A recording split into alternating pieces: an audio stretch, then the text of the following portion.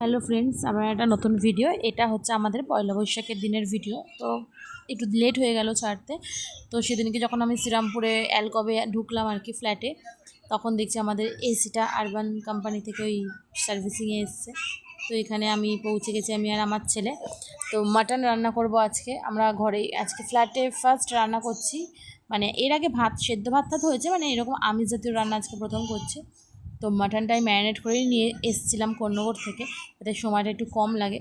তারপরে এখানে আমি আমার মতো রান্নাটা করে নিচ্ছি। এখানে প্রেশার কুকারেই করেছি, কারণ যেহেতু চিমনি টিমনি খুব একটা লাগানো হয়নি, ওই জন্য খুব একটা কষিয়ে রান্না করতে পারিনি তেলের ব্যাপারের জন্য। তো আমরা মাটন সেদ্ধ করে দিলেও খেতে ভালোবাসি, আমি আর আমার হাজব্যান্ড খাবো। তো এখানে টোটাল 1.5 কিলো মাটন আছে আমাদের দুজনের জন্য। তাহলে ভাবো কেন আমি মোটা। তো মাটন খেতে আমরা সবাই খুব ভালোবাসি। আমার ছেলে তো সেইভাবে খায় না, আলুটা খায়, আর আমি আর আমার হাজব্যান্ডই খাবো। তো এখানে যতটা আমার পক্ষে পসিবল রান্নাবান্না করলাম। তারপরে একটু রেস্ট নিলাম, ঘুরলাম। সোনুর একটা, মানে আমার ছেলের একটা ফ্রেন্ড এসেছিলো আমাদের বাড়িতে, ইন্টেরিয়ার করাবো, তো সেটা দেখার জন্য। তো ওনাদের সাথে একটু কথাবার্তা বললাম, এইভাবেই টাইমটা কেটে গেল।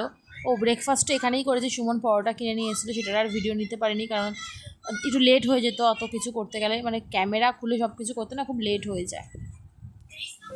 যাই হোক, এইভাবেই সেই দিনটা কাটলো। আর বিকেলবেলা আমার আবার একটা ফ্রেন্ডের বাড়িতে যাওয়ার ছিল, সেখানে গেলাম, সেখানে গিয়ে খাওয়া দাওয়া করলাম। সিম্পল কিন্তু ভালোই কেটেছে পয়লা বৈশাখের দিনটা। আশা করি তোমাদের ভালো লাগে। অবশ্যই লাইক, কমেন্ট, সাবস্ক্রাইব করে দিও। টাটা।